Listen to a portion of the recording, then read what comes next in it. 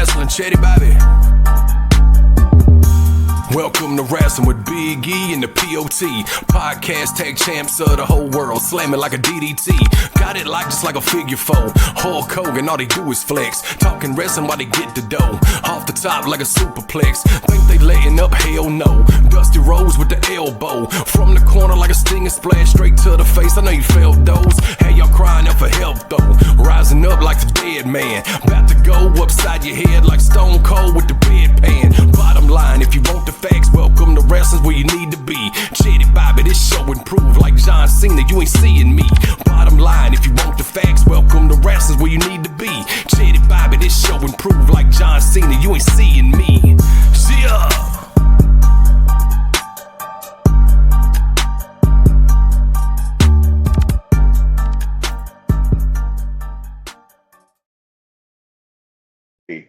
Welcome to Wrasslin with Dem Wrasslin Boys. I'm the POT alongside my tag team partner Big E, and we're here to bring you another episode of premium wrestling content. What's going on, brother? Hey, welcome to Wrasslin. Welcome back. What's going on, bro? How you feel? Feel pretty good, brother. Good. Yeah, ring shape. You ready? Hey, man, I'm always in ring shape. Always in ring shape.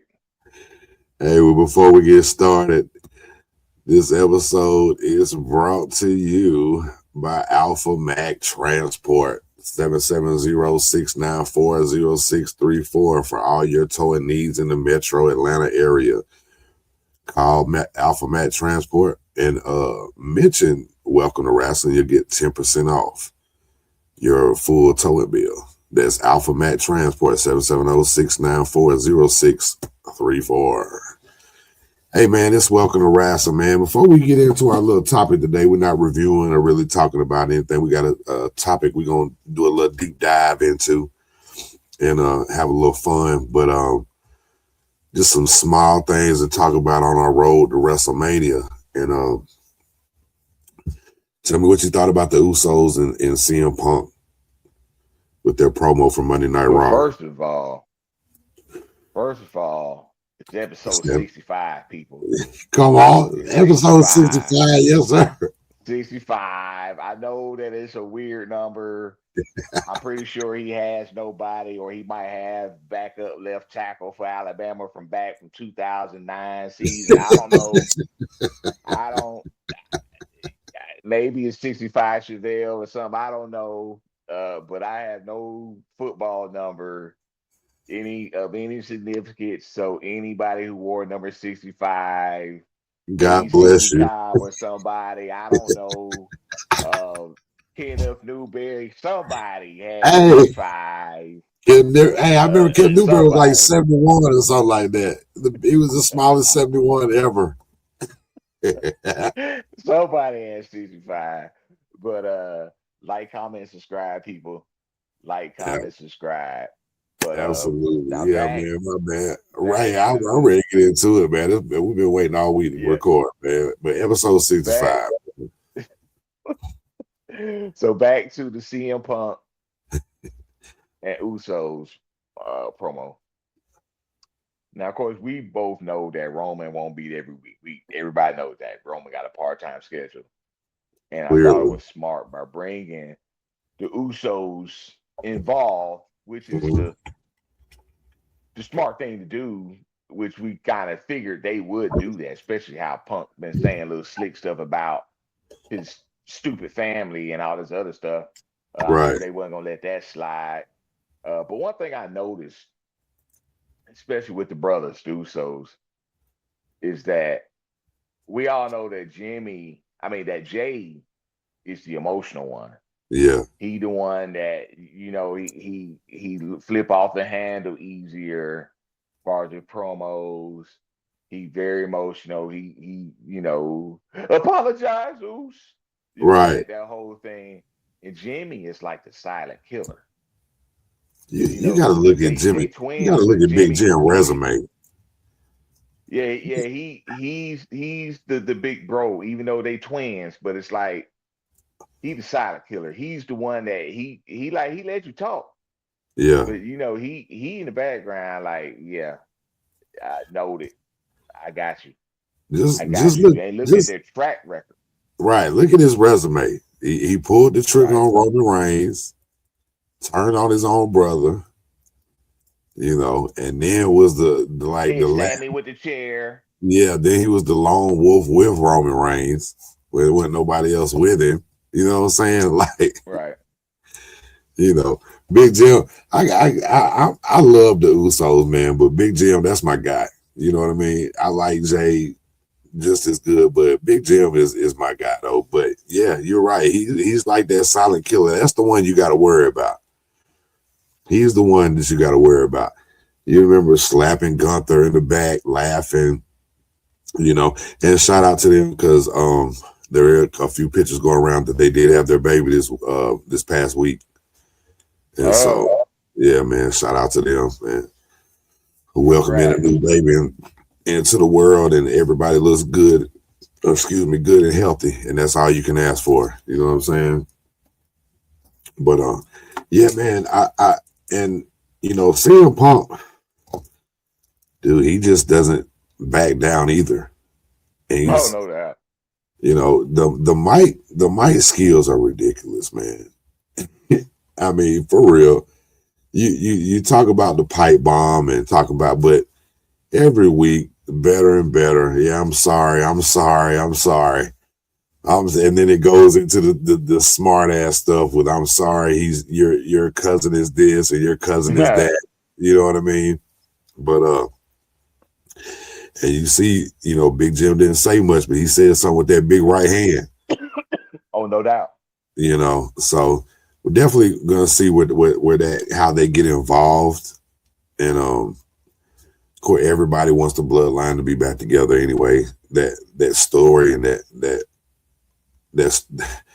bloodline story. It's funny that we're talking about the bloodline right now for our topic that we're gonna be talking about in a minute, but everybody wants them to get back together somehow, some way with the Usos, and you've got you've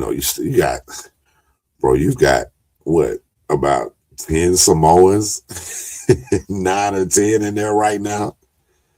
I mean, seriously, out throughout the company. And he just got, they just let Lance go, you know what I mean?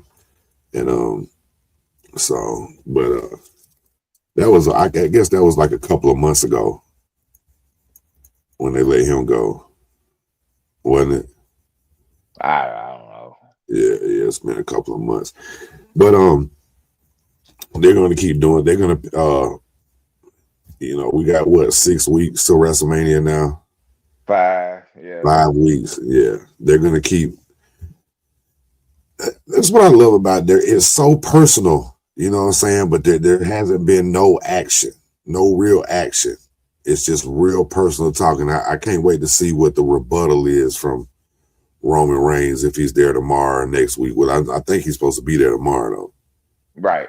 So, that's what they advertise. Right. So we'll definitely see. I had to catch that one, boy. We got games back to back tomorrow. We're gonna be at the ballpark about 11 o'clock tomorrow night. Yeah. So we'll be definitely catching the replay. I got two things I want to talk about before we get into our topic. And that's heel Sammy is coming.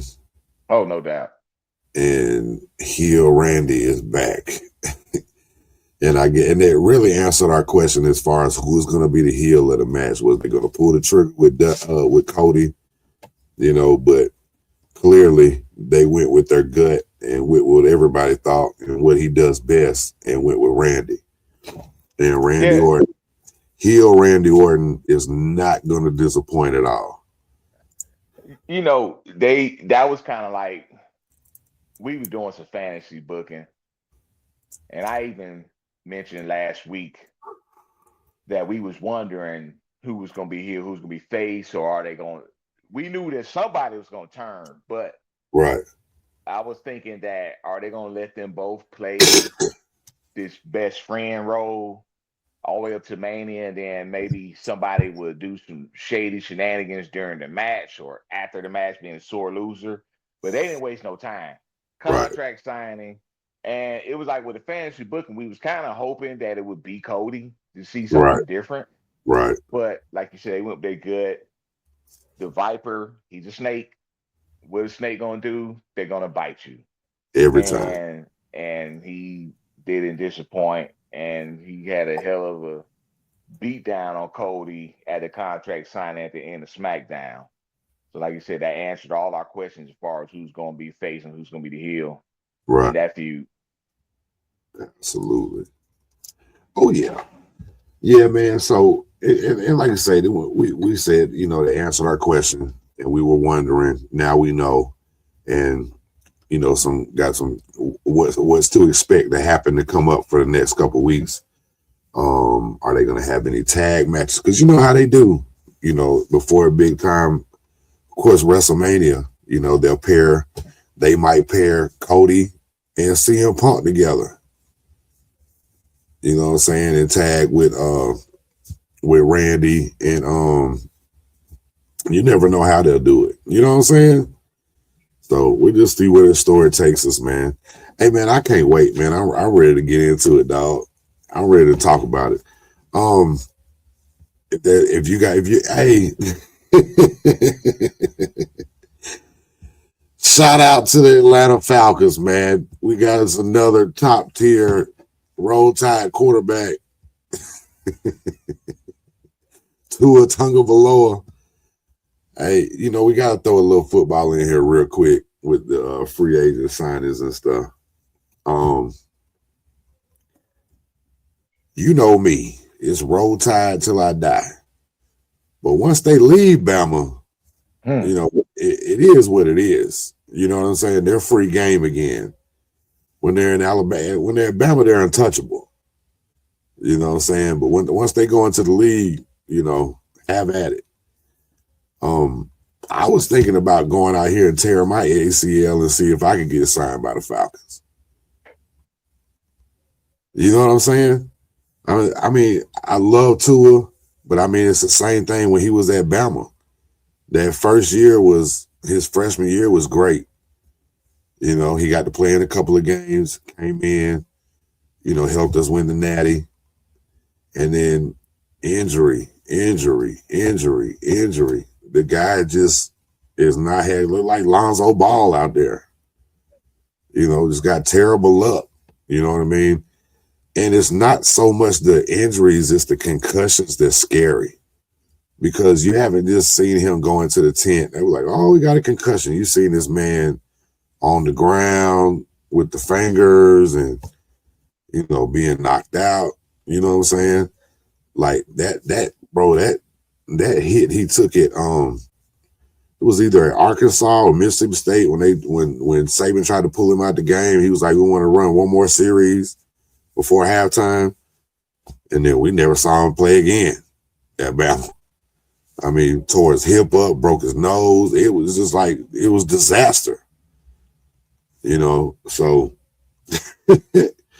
but, yeah, man, shout out to the Falcons, man. I don't, you know, you got Michael Penix, who had 2 ACL surgeries in college. You drafted him. And now you go with Tua that is just like one hit away from not knowing who he is. Yeah, they definitely going to have to keep 3 quarterbacks on their roster. Mm-hmm. Third string quarterback going to have to be like a backup. Right. And you can't have and not to be funny, you know, but you can't have John Parker Wilson type player for your third quarterback. You know, because Penix, who's to say he's ready to go when the season starts? Yeah, well, I heard that's the whole point of signing in the first place. Right, because you know the ACL. If you bust your ass at rehab and it's miraculous and you do everything you're supposed to do and everything heals perfectly, you can come back in 9 months, maybe. But that's a year. It's a year. The average is a year to come back from that. You know, and then you got 2 out there. And I mean, let's just be real. It ain't like we hope he fails. You know what I'm saying? 'Cause we are Falcons fans, and me and him still had that Bama tie together. You know, he used to play for me. You know what I'm saying? He played for my team. Well, he's on my fantasy football dynasty team, so I definitely want him to play well. You wanted, Because truth be told, he right? killed me last year. Yeah, But except for the truth be week that he told, played the Falcons. Except for the week that he played the Falcons. yeah, but I didn't start him that week. You know what I mean? Right, but Because he scored like I 50 something. Yeah, yeah, yeah. jerk. But Shout out Lloyd Carter. yeah. Lloyd, But where you at, that man? being said, right. But that being said, though, at least with Tua, like you said, we have the dark side where he's injury prone, and he had a few catastrophic injuries, plus the concussion thing. Right. But one thing with Tua, though, he has shown that he can play He can play at this within the level. system. He can throw that thing. Yeah, You he know? can. So we can't sit here and act like he's been trash. I know a lot of people probably would say that, but But that's not it. he It's was just quarterback with the Dolphins, who let's not forget the 70-point game. And right. matter of fact, a couple seasons ago, he was like really an MVP candidate and had a Pro Bowl year. And of course he got another concussion and all this other stuff. So Right. I just hope that they can. It's always scary with him every time he take a hit. And one thing I can say about Tua is he's not afraid to run, which is the stuff that's scary for us.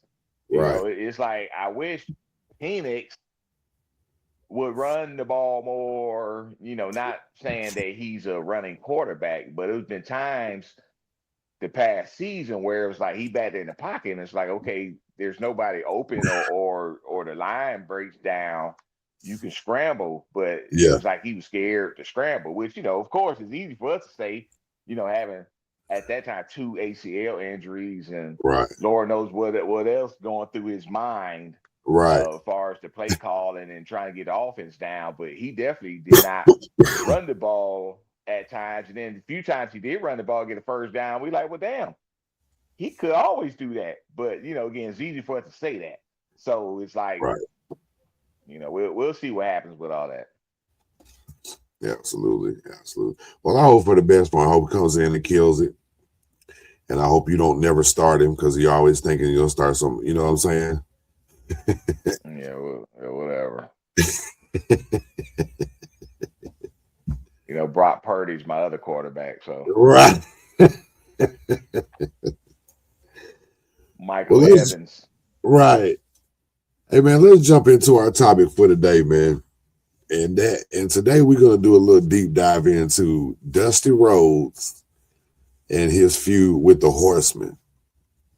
And the feud was about from 85 to 89.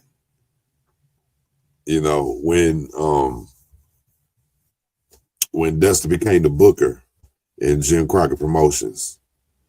And he was the booker and wrestler. I guess we could start at the Omni in 85. You know what? I want to go back further than that. September of 81, Nature Boy Ric Flair won the first NWA World Title versus Dusty Rhodes in Kansas City, Missouri. Mm-hmm. It was Dusty's second title reign, Nate's first title reign, and Nate won. Mm-hmm. But Nate said in interviews that it's very underwhelming for him because of multiple things that have happened at that time. He said, one, Dusty didn't want to drop the title at that time, and they was friends. So Nate said he kind of felt bad about that. Two, there was a territory system back then. The match was in Kansas City, Missouri, which was more of a Harley Race territory, Bob Geigel town. Yeah. And Dusty was Florida, Nate was Carolinas. So Nate was like, the people knew who they were, but really didn't. The crowd really didn't grasp them because they was kind of like, they wasn't neither one of their hometown. So he was like, it was very underwhelming. He said he felt like if the match was in Florida or the match was in the Carolinas, it probably been received better. Right. But that was when, again, that was before the feud. But you have to mention that because that's a part of the history. Right. That was back in September 81. Right. Fast forward. And then you we fast forward because by the time you get to 85, the Florida, what was it, the Central Florida or something like that they called it. But anyway, everything had died down. It was all Jim Crockett Promotions in 85 as far as the NWA goes. You know what I'm saying? You had the UWF. You go to 85. Is this what we're gonna do the whole time? Look, part of the feud. Uh-huh. Before 85. Starcade 84. Uh-huh. Dusty versus Nate.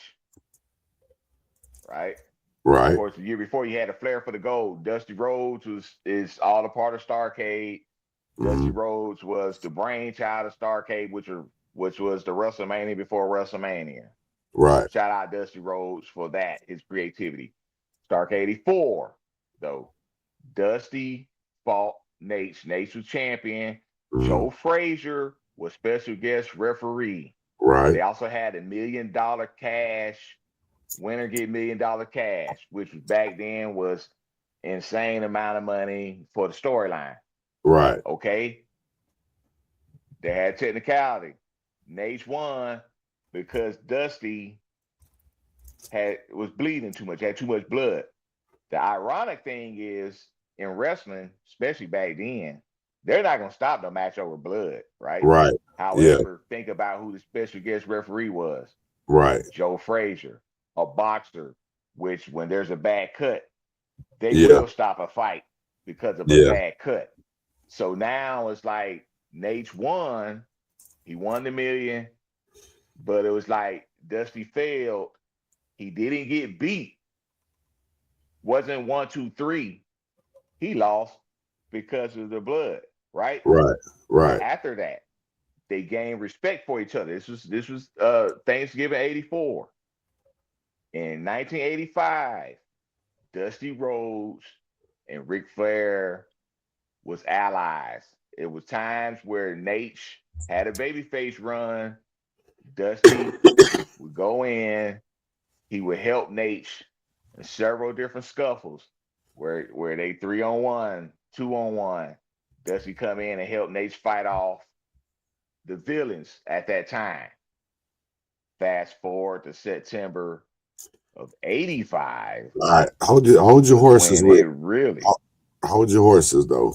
So let's take a little step back real quick. So let's set the stage. So 85 is where we want to be at. But before September at the Omni, you had, because we ain't talking about just Flair and Dusty. This is Dusty against the 4 Horsemen. Against the Horsemen. And there's a lot of history between him and every member in some way, shape, or form. So in July of 85 is when Dusty beat Tully for the TV title, and the stuff with Baby Doll when they were beefing and going back and forth then.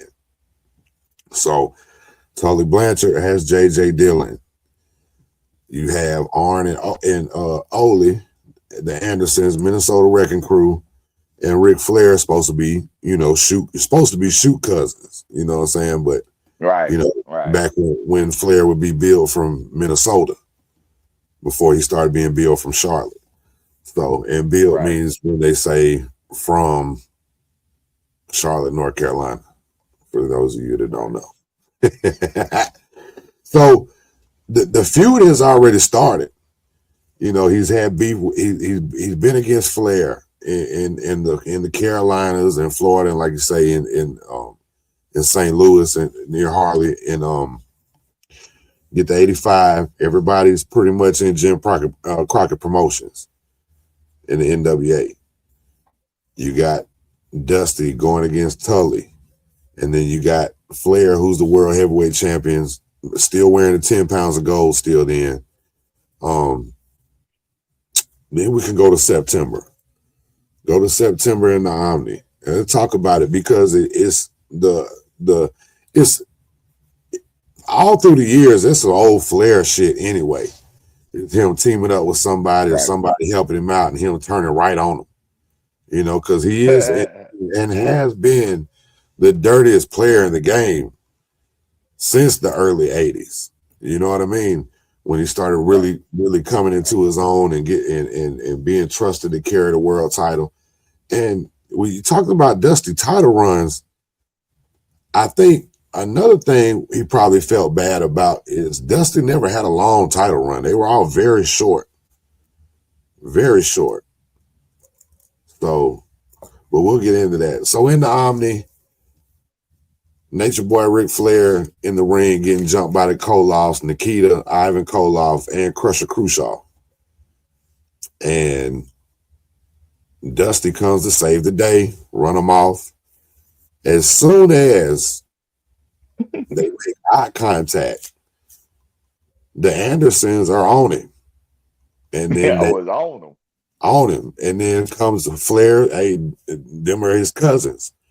They jump on him, he jumping on them too. And it's 3 against 1. And they're in a cage. Don't forget they're in a cage.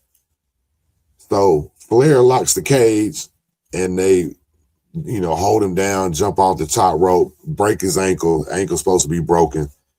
And pretty much is, along with Tully Blanchard and J.J. Dillon, the Horsemen are formed. And it was said in a promo, we talked about it before, with Double A, the 4 Horsemen of the Apocalypse, when he talked about no group of men, in this low numbers have caused so much havoc. And they were like the untouchable villains that had all the money, all the girls, and had the best clothes, all that, the limousines, they were the rich guys. And then that's why Dusty was such a good fit, because he was the blue collar. He dressed just like the people in the crowd. You know what I'm saying? Right. And he fit them. That's their guy. He was the dream, the American dream. Son of a plumber. So let's talk about that, if you will. So let's talk about that night. So they break. And this will tell you how invested the crowd is with Dusty, because they supposedly broke his leg or broke his ankle. It took them forever just to get out of the cage, because the crowd had went after the cage, because it was still real to them, damn it. You know what I'm saying? Right. It was still real. It was, the kayfabe was alive and well way back then. Like they didn't hang out. Not in public. The baby faces and the heels, they didn't hang out. They didn't go in the same dressing room. They went back there playing video games and shit while, the matches and stuff were going on. You got one on one side, the other on the other side. So took them forever to get out. Caused a freaking riot at the Omni. And then tell me what you thought, because you've seen it 1,000 times, and of course it happened when we were kids. We were 6 years old when this happened. Right. You just want the good guys to win when you're 6 years old. You know what I'm saying? Tell me what you thought about this at your age now, and not when you was a kid and then you've seen it 1,000 times. Just tell me, because I think it's just typical Flair anyway. Because that's his MO. Because he'll suck up the Sting, get him in there in a tag match, and as soon as Sting would tag him, he'll turn on him. Just don't. It's just typical Flair being that dirty person. And then now you got 2 other guys just like him, and they've already, they would do 6-mans and stuff together anyway. Here and there, the Flair and the Andersons. But then you bring Tully in. But go ahead, man. Talk a little bit. Let me hear what you got to say about the situation and everything. Well, you got to think back then. You mentioned kayfabe was alive and well. Just the fact that they can do an angle like that inside a cage, and the fans is that invested, where they literally was outside trying to get inside the cage. They was locked in the cage, where the Horsemen couldn't get out. Well, of course, before they was the Horsemen, but those three couldn't get out. Right. Like even the baby faces were trying to climb the cage to get in and Right. all of that. You know, when it was going on, there's no way that you can get heat like that in today's wrestling. Right. I mean, there's ways of getting heat, but that'll never that happen. kind of heat, that stuff is not going like to happen. that. No. Yeah. And if it did happen, they were all enhancement talent that was, put in the crowd. Right. You know what I'm saying? That would. I mean, we talk about storytelling even now with WWE. You talk about the bloodline and the other, Cody finishing the story and the Sammy turning on the bloodline. It is slow storytelling, but it's all a part of the story. But we went through a little history lesson all the way back from 81, even though 81 really was kind of irrelevant, but it was a part of the story. Stark at 84. The technicality. Oh, match stopped because I'm bleeding. Boom. We have respect for each other though, right? Right. I've been helping this man fight off Wahoo and Daniel and Blackjack Mulligan and all these cast of characters. I'm his friend. We're cool now, right? Right. We respect one another. Yeah. No. So that's what made it hurt so bad, because I can imagine being a fan of the Dreams, and it's like, damn, this guy, you was helping this asshole out, and he turned on you. And back then, when he probably went to hell, they were like, no, the fans know, but but he did it several times before the turn right happened. Not again. So when it happened, they probably like, I knew it. Right. I knew it. So 85, man, let's stay in 85 and fast forward a little bit. And to I'm gonna say it's the first time that somebody went live. You know what I'm saying? Yeah. On social media. And you had JJ Dillon with a video camera, and they're following Dusty. They're following Dusty. They're not, they're on the road. The Horsemen, they in some Cadillacs, and Dusty in his Benz, drop top Benz. Knowing he should have had a bigger car than that. Let's just be all the way real. You know what I'm saying? He should have been like an S10 or at least or something. He shouldn't have been in there. But they go out there, Dusty pulls in, he parks, the Horsemen jump out, they got the camera on him, and they break his arm. They break his arm out there, they tied it, then they tie his hand down to something, and then go across and break it with a baseball bat. Yeah. So you get Dusty Rhodes, so his arm's broke, so he's not on TV. And the next time he returns is the Hard Times promo. One of the greatest promos ever. Right. And that's why you have to kind of talk about this topic, because there's so many moments and things that came out of this. Just this feud. There's so much stuff. You had the Hard Times promo. You got War Games out of it. You know what I'm saying? Like it's so much stuff that's happened. But let's talk about the Hard Times promo. And Dusty was pretty much saying, you know, they don't know, you know, they're the rich guy. They don't got no worries. They got all the money. And he's the one that goes through hard times because he's a blue collar guy and he's just like everybody else. And they don't know about this and don't know about that. And then he goes into talking about, and you know, the part where, you know, a computer took your job, daddy.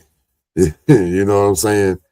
But he also goes into the fact that he's not a regular athlete like Eric. My hiney is just a little too big. My belly is just a little too big, but I'm bad and they know I'm bad. Right. Right. Which was, you know, that part of the promo don't get played that much when they talk about it, unless you watch the whole thing. But when they do the little shorts and stuff, it's always, you know, the textile workers and all that. Watch. Yeah, give you a watch and kick you out. Took your job. Yeah. A computer took your job, daddy. But so they broke his hand, come back, Hard Times promo. They're feuding. Dusty's got allies. He's got the Road Warriors. He's got Magnum TA. And eventually Magnum would get hurt with his car accident, never wrestle again. And that's a whole topic by itself that one day we could just do just a whole show on Magnum TA and what could have been and what should have been and the route that he was on, man, is, you know, he was like Goldberg. You know, he had a rocket in him from the get-go. You know, so yeah, man, shout out to Magnum TA. But he had Magnum TA and eventually had Nikita.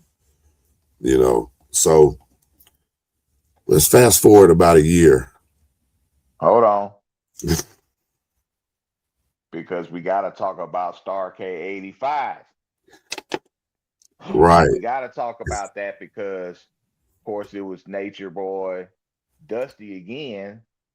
This time, because the quest is still to win the world title, right? Right. This time, Dusty wins. But it's technicality. Right. Because the Andersons interfered and Tommy Young took a ref bump. He was about to he was pointing. He was pointing this for disqualification, but he got taken out before that. And then the second ref came down, and I guess they fought like another a minute and a half, 2 minutes, and Dusty ended up getting the pinfall. He thought he was the world champion. Then, of course, the next week on TV, they was like, no, you got to get the title back. Right. Because of Tommy Young's decision. Right. Because he was calling the DQ, which was a part of the chase. You know, they all talk about the Dusty Rhodes finish. So, 84, the blood. Yeah. 85, he won. But it was disqualification. Yeah. He won by disqualification. So, yeah. Title can't change hands. Exactly. Yeah. So what I wanted to fast forward a year or two, because I want to, you know, talk about the monumental stuff of this feud. And we go back we go forward almost a year. It's been about 12 months and we're in July of 86. And it's the first Great American Bash. And it's Dusty and Flair for the title. And Dusty wins the title, wins his third title reign. Talk about that. And I want to talk about Dusty Rhodes' title wins, though. He's got 3, right? You know, when a guy wins the title, unless it's just a squash match, they're always like just on the ground, you know, just so tired, beat down to death, can barely hold themselves up. Every title match Dusty wins, as soon as he gets the pin, he go crazy. He running all over the place. Like he ain't wrestled the whole match or nothing. You know what I mean? It's like that adrenaline flowing for winning that title, but it's like If you ever look at it, he ain't never been just laying there and they just holding his hand up, put the belt down. You know what I'm saying? Ain't no selling after that. All selling is out the window once they hit that 3 count. That is true. That's true. But talk about that match. Talk about the Great American Bash. Well, of course, Great American Bash, the early version of Great American Bash was a tour. Right. And my understanding is 86, they went to 14 cities in 30 days? Right. And they said that this match was on the 12th stop of the tour, which is in Greensboro, North Carolina. Mm-hmm. And of course, we talked about Starrcade. First of all, I talked about him losing the title to the Nation 81, even though this was kind of before this is a heated rivalry. Fast forward to 84, he lost to him because of the blood. 85, they became somewhat friends. Then it was the backstabbing. Then he won the match in 85 because disqualification. He didn't get another title shot till the Bash. Steel cage match to try to keep away the shenanigans. Mm-hmm. Finally wins the title. Got his third and final title reign. Only to lose it 2 weeks later. Only to lose it 2 weeks later. But it was like he finally conquered that mountain. Mm-hmm. You know, of beating Nate. You know, again, the first time he lost technicality, right? Mm-hmm. Second time he won because disqualification. So it was like he never lost clean, right, for that time being. Right. And then, of course, the booking, the way they booked these shows, which is Dusty Rhodes, you know, him being the booker, he knew how to be invested with the fans, right? So he knew how to, okay, our guy almost won. Man, I can't wait till he get another shot. Next time's gonna be the one. Next time gonna be one. And they pay all their money to go see it.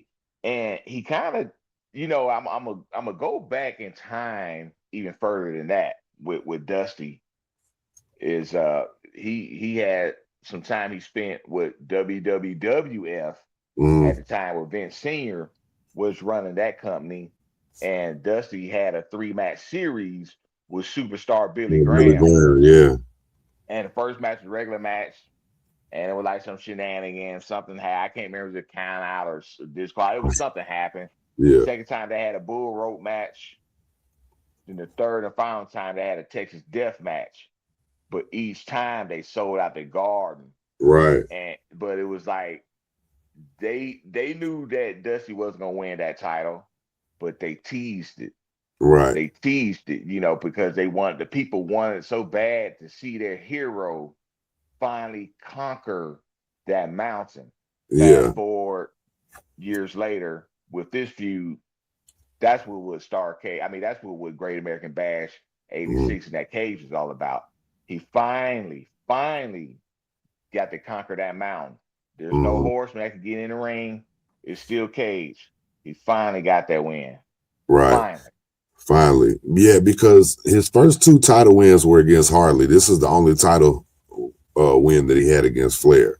Right. You know, well, take that back, and we'll talk about that in a minute. Okay. So let's fast forward to 87.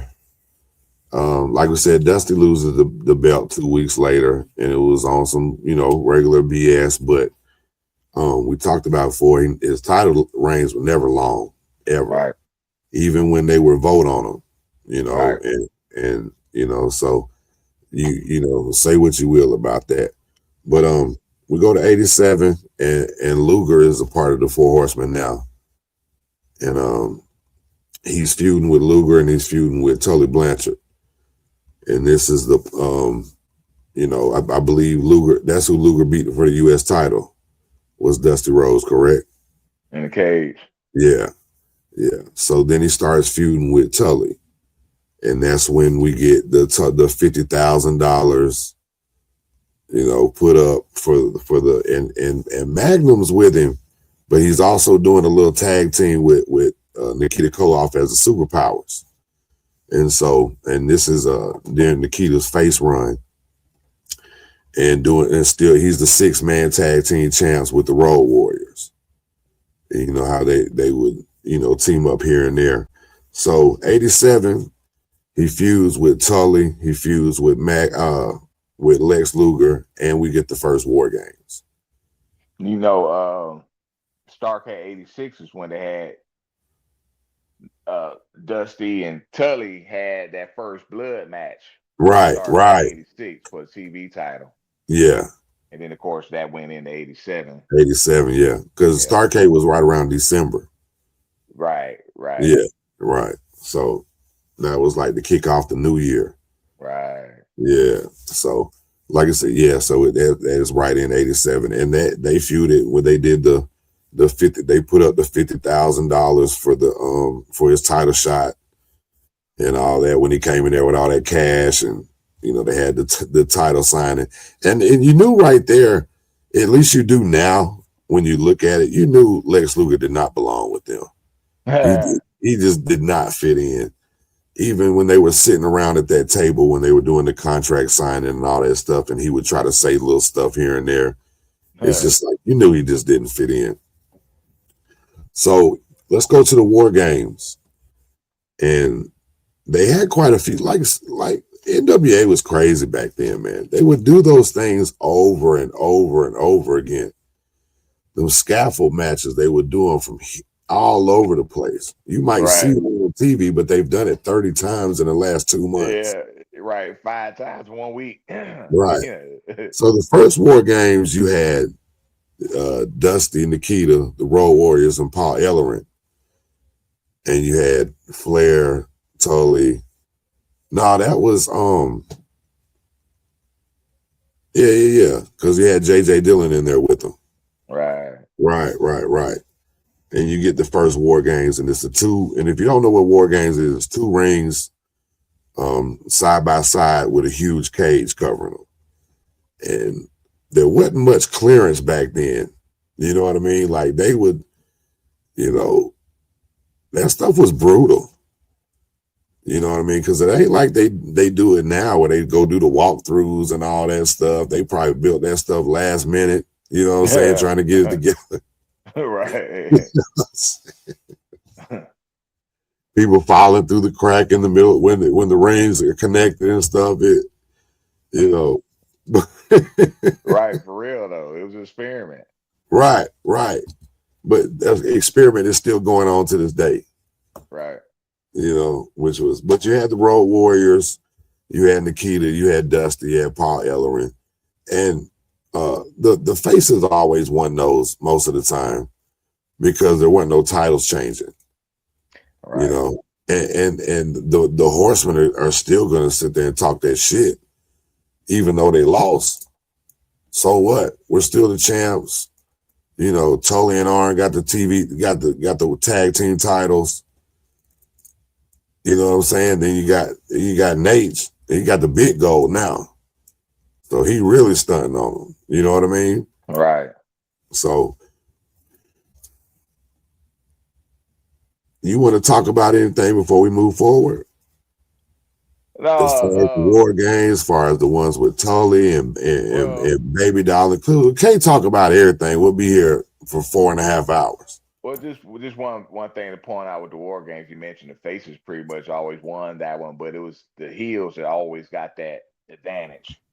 And for those of you that don't know, the War Games always 2 men, one from each team start out with probably for about 5 minutes, and then at the 5 minutes, whoever has the advantage, one of their members come in, and then the other team comes in to even it out, and it's always an advantage though. So it'll be 2-on-1, then 2-on-2, 3-on-2, then 3-on-3, 4-on-3, then 4-on-4, then 5. All until all of them. 4-on and 4-on, Daddy. Yeah, but it was always the heels that always got the advantage, where like the faces had to be in some type of danger. Imagine you that first guy or whoever that start out for the face, and then it's going to be a 2-on-1 disadvantage, until till your guy come in. It's almost like making a hot tag. You know, here my guy come in, roll animal or something, come in, press slamming everybody, you know, and whatever till they get that advantage. Slamming everybody into the cage, press slamming to the roof of the cage. Right. Right. Well, let's fast forward to 88. So Magnum TA, we just talked about him a few minutes ago, up and coming, going to be a world champion, was already U.S. champion. Had a terrible car accident. Lost feeling in pretty much his, I'm not going to sit here and lie to you and tell you which leg it is, but if I can remember, it was the right side of his body. He's out there wearing a cast and moving around real slow, but he was still active, you know, once he had kind of healed up a little bit and everything, because the crowd loved him. Dusty loved him. Dusty kept him around, you know, even he would do commentary and stuff like that. So Tully Blanchard runs and jumps on Magnum TA, and, you know, everybody's just, you know, can't believe they would stoop that low because Magnum is so hurt. He's out there walking with a cane, with his arm doesn't work, his leg's not working, you know. And I mean, the man's lucky to be alive. And then you have to sit there and look at him, and you got people that have been watching wrestling from back then for years and saying, you're never going to see him wrestle again. You know what I mean? So the fans are heartbroken. They can't believe it. So the next week, Dusty comes out and attacks Tully Blanchard with a baseball bat. He hit Tully. He hit David Crockett. He hit Jim Crockett Jr. And thus comes 120-day suspension. And then the next thing you know, you have a return from 1980. They ain't seen him since 1982. And we got to talk about that as well. If you want to, like we were talking earlier about the, you know, Starrcade 84 and this and this. Dusty Rhodes is suspended, and now you got the Midnight Rider, if you will, has come back. Him and his horse El Diablo from the Colorado Canyon. So, full circle, in 1982, Dusty Rhodes was suspended for jumping on J.J. Dillon in Florida. And he came back as the Midnight Rider. Now, if they found out he was Dusty Rhodes, the Midnight Rider, Dusty Rhodes would receive a lifetime ban. So Dusty Rhodes beat Ric Flair in 82 for the world title as the Midnight Rider. But the stipulation was if he won the title, he had to take the mask off. If he took the mask off, they'll find out he was, and he gets a lifetime ban. So he gave over the title instead of taking the mask off. So then it's like the title reign never happened.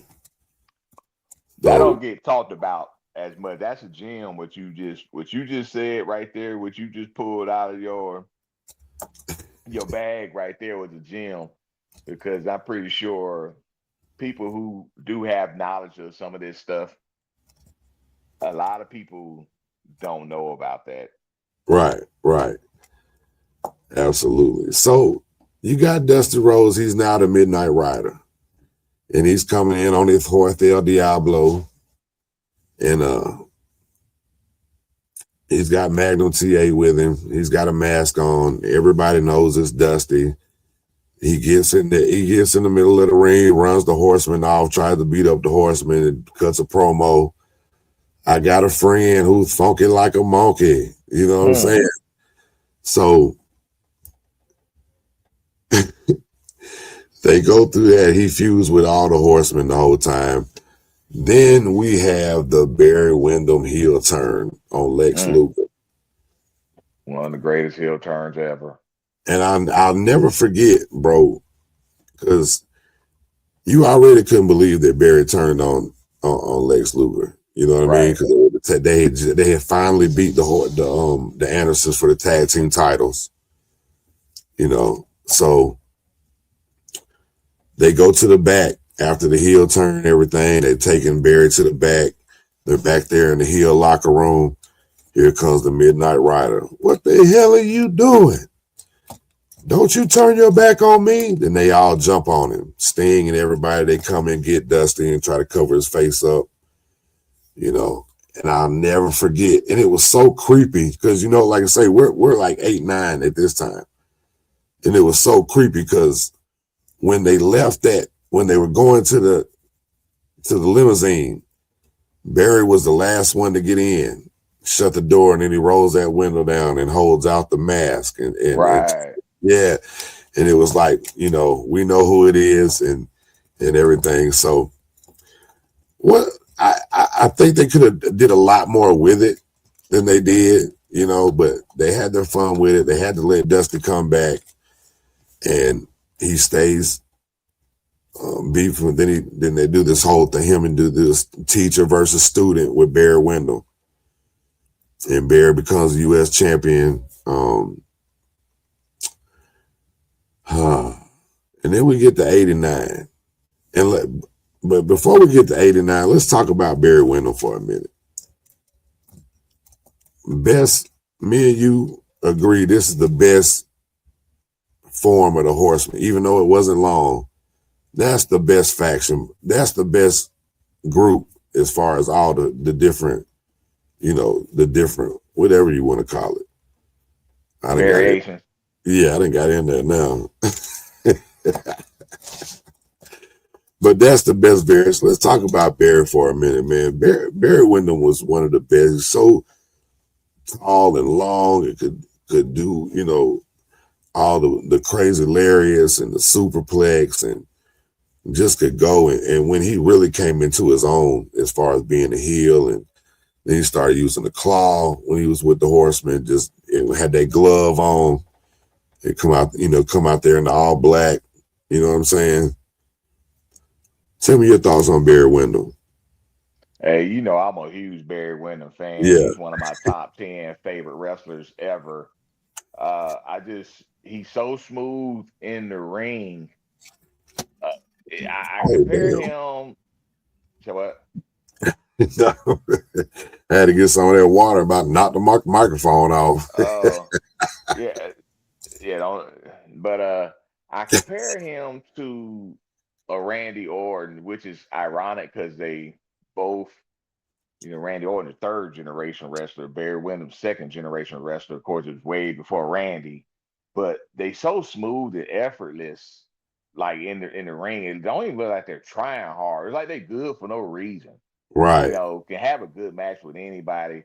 You look at, you know, for people who not really aware of who Barry Windham is or know about him but don't really dig deep, go YouTube, check out Barry Windham matches with world title matches with Nature Boy Ric Flair and just countless of other wrestlers. Barry Windham's a gem and a joy to watch. Like I say, he's so smooth. Absolutely, yeah. I think that the thing with Barry, and I think he got caught up with there's a lot of wrestlers that had the same issue, especially with his WWE runs. Yeah. Is that he was so smooth, so laid back. He doesn't really have his personality wasn't off the charts. Right.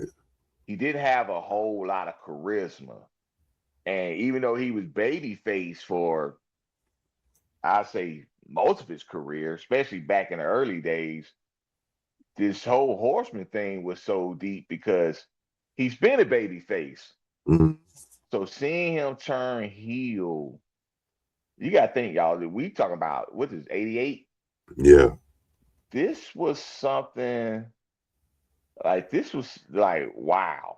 You know, this was a major deal when this happened. He was a second generation wrestler. He had already been in the WWF with Mike Rotunda as the Team USA or something like that. Right.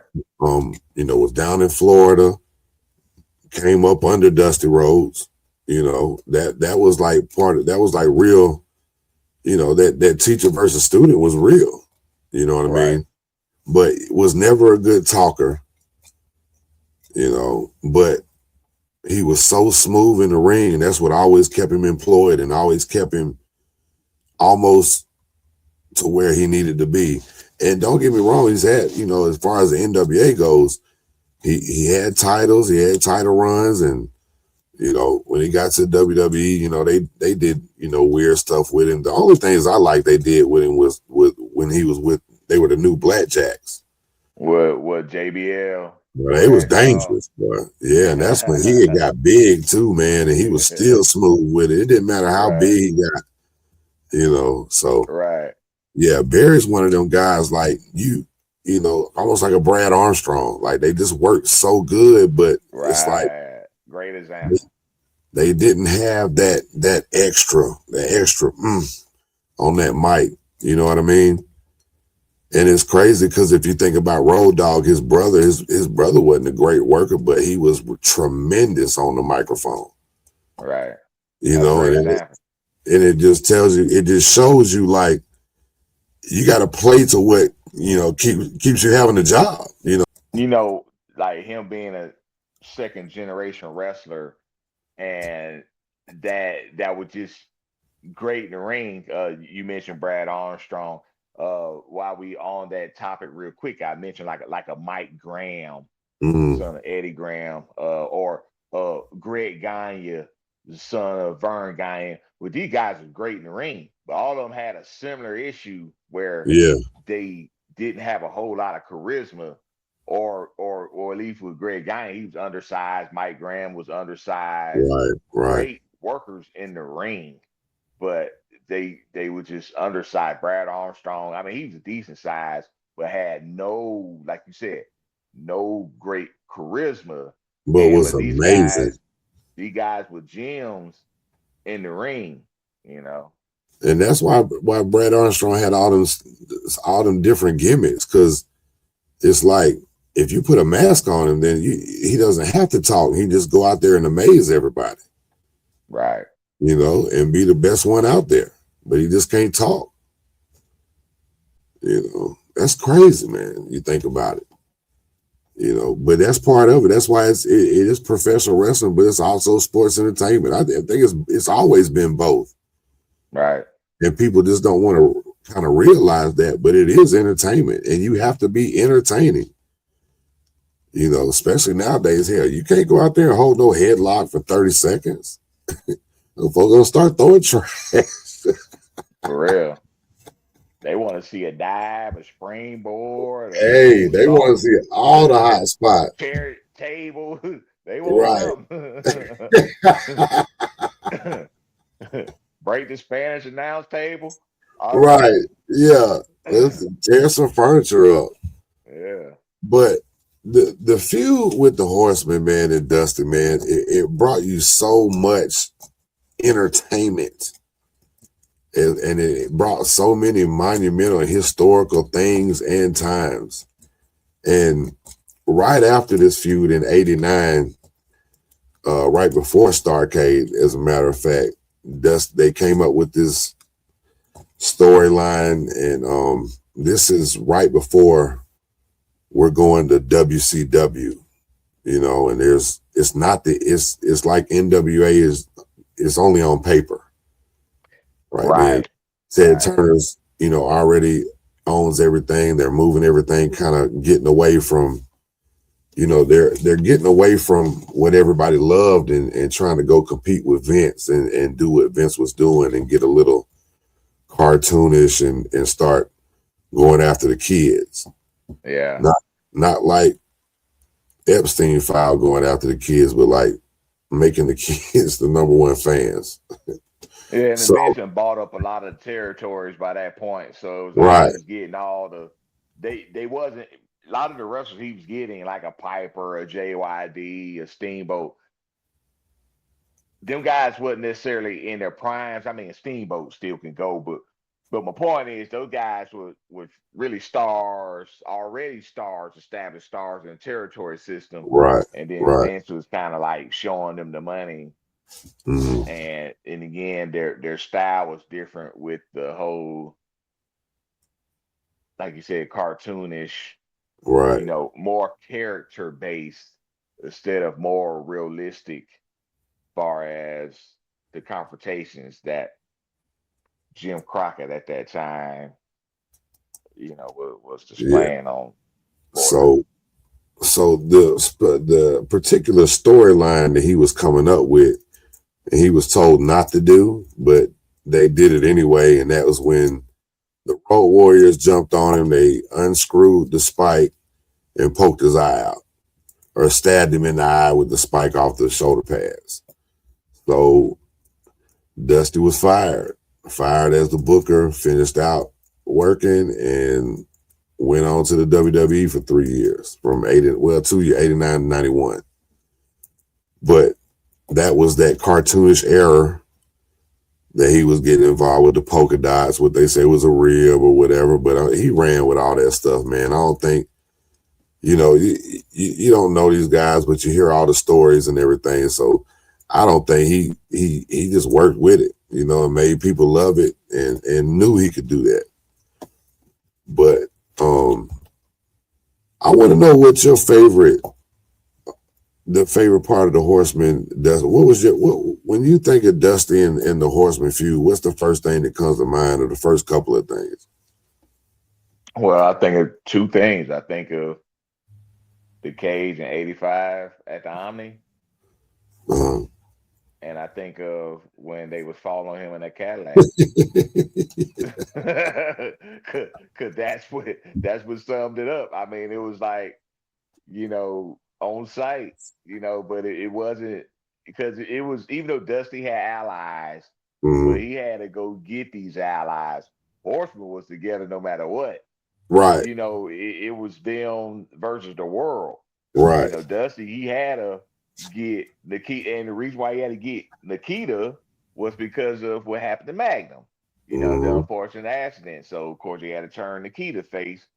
But it was like, it didn't matter who it was. The Horsemen, they were beefing everybody. What if it was the Russians or the Rock and Roll Express or whoever, Sting and his allies, Lex Luger, Barry Windham, before he became involved with them. It was like, it was four on whoever. So Right. whoever Nate, especially whoever Nate was wrestling, like whoever he was feuding with, you wasn't feuding with Nate. You feuding Right. with the Horsemen. None of Right. them matches ended cleanly. Whether even Nate put his foot on the ropes or whatever, or Tully or JJ or Double A come spine buster somebody and roll out of the ring and hide from Tommy Young. It was always some shenanigans with them guys. And the Right. first time, I mean, we seen, and we was kids then, and we seen the WWF, and we used them as an example. They was very based on managers, Right. but the Right. managers had these stables, right? Where it was like, it wasn't necessarily really a faction.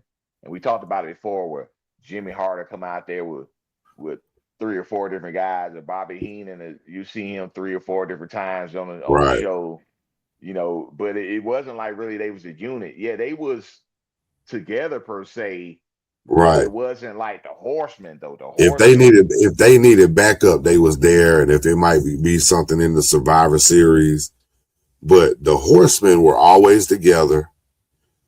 They would come out there and walk around the ring, they're especially at center stage. They gonna all three be at the ring while somebody else is wrestling, or somebody be talking to the Tony Schiavone and David Crockett. JJ's gonna be with all of them, no matter what. I think they really, like, you don't have no Horsemen, you don't have no NWO or DX. There's no way. They paved the way for that was the faction. And then you don't even get all the different variations and how long the name really lasts, and then that symbol just, you know what I'm saying? Because even when they were heels, dog, you would see guys out there dressed in suits throwing up their four, and it wasn't like that. People weren't digging the heels back then in the 80s. They wanted the hero to win. they was really like the first cool bad guys. You remember? Yeah. We talk about how, like, the NWO, for example, how especially with Hall and Nash, where Right. they made it cool, and then of course Stone Cold, who I mean, he started out as a heel, but he ended up being the biggest baby face in WWE history. But he was really a heel. Really, it was Right. like the bad guy was cool, but he Yeah. would have never got none of that if it wasn't for the Four Horsemen No. being cool. Because even though we didn't like them as kids because they was beating up Sting and Rock and Roll Express and Dusty Rhodes, but it was like they was styling and profiling. They had Right. all the women. Flair said make 5,000, spend 7,000. Right. They were partying. They was flying the Lear jets. They was riding in limousines. They was living the gimmick. I spent more money on spilt liquor last year than you know. Yeah. Than you made, pal. Wearing shoes that cost more than your house. Right. Like he was like, they lived the gimmick. And I know it's still exaggerated a little bit, but it was like they really was like riding limousines, flying Lear jets. Like the best one, really man. Living that. The best one is when Flair was like, "That's why this sport coat costs $800. That one costs $200. I don't know what that costs. I'd be ashamed to wear it." Yeah, right. Yeah. But let's not forget, we get caught up in the Horsemen and how great they were and the longevity but don't forget Dusty Rhodes, man, one of the greatest minds. He sounds like Lex Luthor, one of the greatest minds of all time, especially with the wrestling business, and been doing it since the late 60s, and was invited, created some great things, great promos. You talk about charisma. He was overflowing with it. 235 pounds of blue-eyed throw, baby, captivating this country. You know what I'm saying? But yeah, man, shout out to Dusty Rhodes, man. I think that he was the perfect one to feud with them guys. Blue collar guy, Dre always in jeans and boots and flannel t-shirts and the trucker hat on, and the Mass Marauder stuff was great. I think they really could have, they should have made that suspension like a year long or something. You know what I mean? But yeah, man, and you look at the lineage from these people. You look at Brock Anderson that's coming up in MLW and doing stuff. Arn Anderson's son. You got Tessa Blanchard I know she comes with controversy, but one of the greatest women wrestlers we've ever seen, and definitely one of the toughest. And you got Charlotte Flair, who might be one of the greatest of all time as far as the women.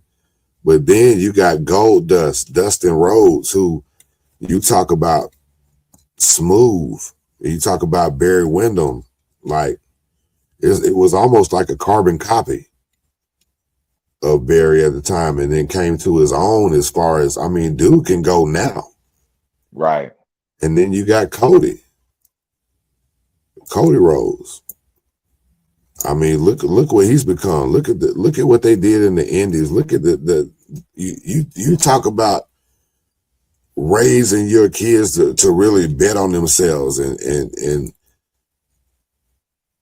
Goldust, that was not what everybody was looking for. That you talk about Attitude Era and Stone Cold. Goldust had a major part of the Attitude Era. Absolutely. Yeah, he would make folks out there feel uncomfortable. Like it was, and he did that gimmick up, and could work, like no other. Absolutely. And so and then you got Cody, who this man betting. You talking about, like we're talking about, betting on yourself. Left the WWE. Dad works there. You leave. You go do the Indies. You go do the you sell out. You do your own show. You start a whole new company and then come back, and now you've got legendary people in your family, but you're the only one to hold that title in WWE. That WWE title, So with that feud, you've got major superstars that are wrestling today because of that feud. They come from that feud. You still got the War Games. You know what I'm saying? It's like that the feud was historical and brought about historical things. If that makes any sense. Yeah, I really think that feud, that rivalry is probably what kept Starcade going. Right. Because of course you had '83, which a Flair for the Gold. Flair really was Flair coming out party. Second time winning the NWA World Title, beat Harley Race. It was really Yeah. more of a passing of the torch. Right. But and of course that's the first event, big event. But of course it's like, okay, what can you do the next year? You know, that could have been a one-off. They had Yeah. '84. Then they did it again with '85. You know, of course, then the rest is history. Kept going after that. But Right. it was And like then it really came that the feud. flagship and the biggest show of the year.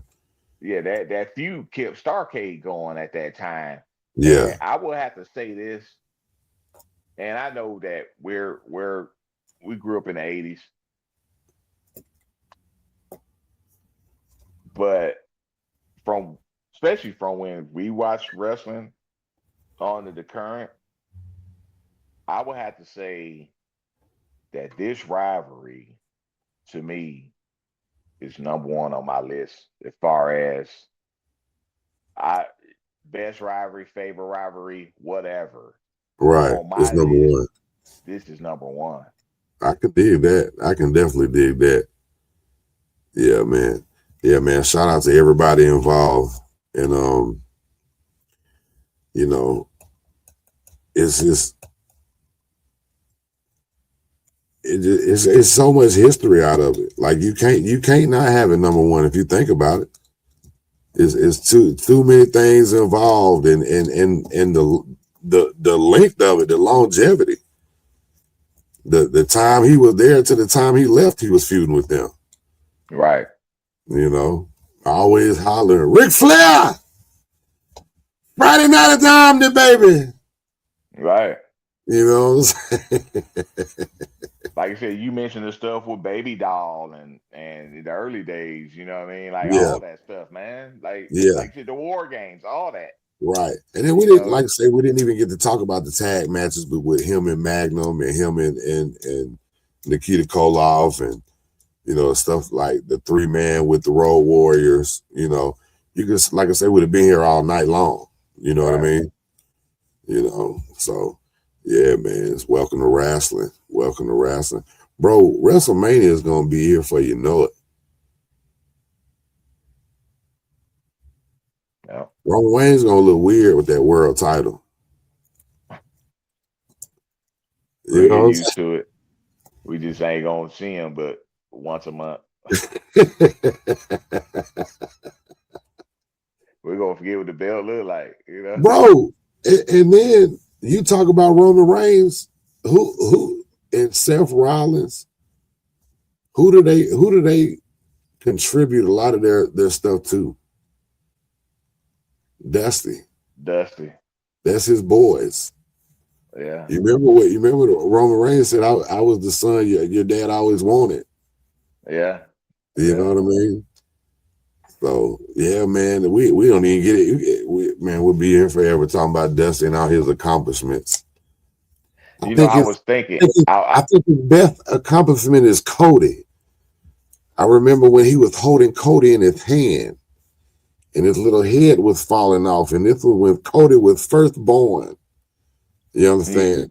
Now see, Dustin is my firstborn, but this is Cody when he was firstborn. You understand? His head was falling off, and Michelle said, Virgil, his head is falling down. And so I put his head on the Dem shoulder. And see, the craziest, it's the damnedest thing I ever seen, because Cody could talk when he was 1 month old. Full sentences. I had him on the Dem shoulder. And he said, Daddy, his head fell kind of down close to my heart. The Dem's heart. And he said, Daddy, what's that sound? I said, son, that's the heartbeat of America.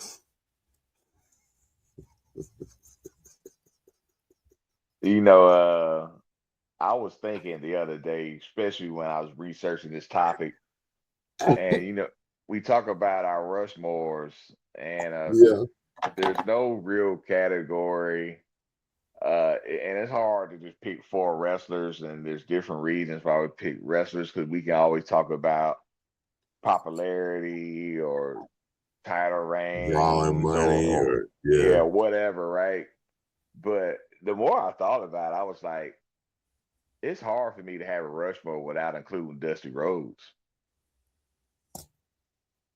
because his mind for the business, like, there probably wouldn't have been no WrestleMania if it wasn't for a Starcade. right, And then even then, you just mentioned like stars like a Seth Rollins, Roman Reigns, Kevin Owens, right. all these they came up in NXT when Dusty was working with a lot of their promos and Bray Wyatt. Yeah, All those, especially the stars, the ones that been the stars the past decade. A lot of mm, them will tell you that Dusty Rhodes, Becky Lynch, they all right, say Dusty Rhodes is a major part of their development, obviously. right. And Absolutely. so we're talking about the current stars, like the ones now. And And go ahead, my bad. Go ahead. so you think about it, like, you talk about yesterday's wrestling, and you even talk about his impact that he had on today's wrestling. All those wrestlers, the current wrestlers look up to a lot of, just like any other sport. You talk about Michael Jordan, Dr. J, or football. There's Jerry Rice and Walter Payton and Barry Sanders and Emmitt Smith and whoever, right? Yeah, Every sport or entity, or even you can talk about acting. To shout out Michael B. Jordan for winning Best Actor on yeah, Sinners, by the way, tonight. But you think of, matter of fact, Michael B. Jordan. I'm gonna mention him because he talked about, in his acceptance speech, he talked about Sidney Poitier and mm. uh, Denzel Washington and Jamie Foxx and Will Everybody to Smith pay the way. Yeah, paved the way. So you look at that kind of stuff, and but when you talk Dusty Rhodes, they always talk about his mind for the business. And of course, you hear the negative stuff. right. No, Yeah, it's we human beings, right? right. Uh, and I know we not workers. We wasn't in those locker rooms. We And we do know there's y'all. two sides to every story. There are two sides to every story, right? Yeah, But yeah. when you look at from the outside looking in, you think of his accomplishments like Starcade Mm-hmm. Great and American Bash, Great War American Bash, Games. War Games, Halloween Havoc. Mm-hmm.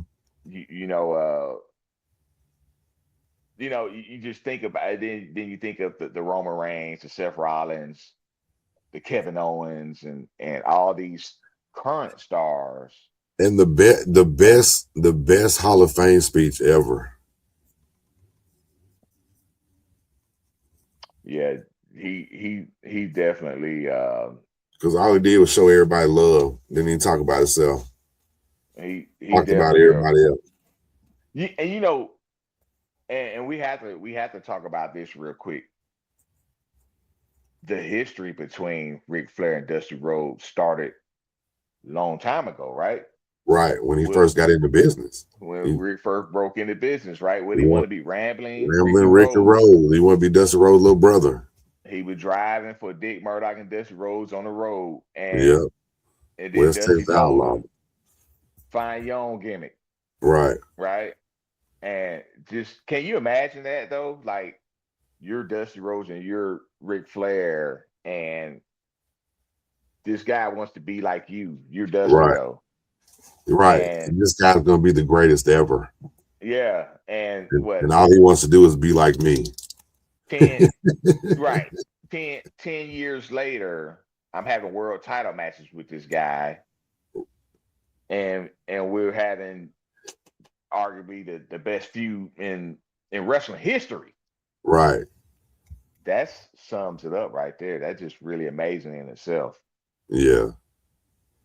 Yeah. Well, look, man, it's been another one. Episode 65. 65 Chevy Apache. That's all. Hey, let's roll with it. And Dennis Bronzier, he was the third string right tackle at Alabama in 1967. There you go. He got three series in the spring game one time. That was about it.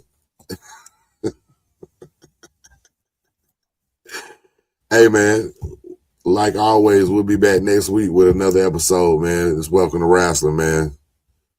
Like, comment, subscribe. Love y'all. Welcome to Wrasslin. Welcome to Wrasslin.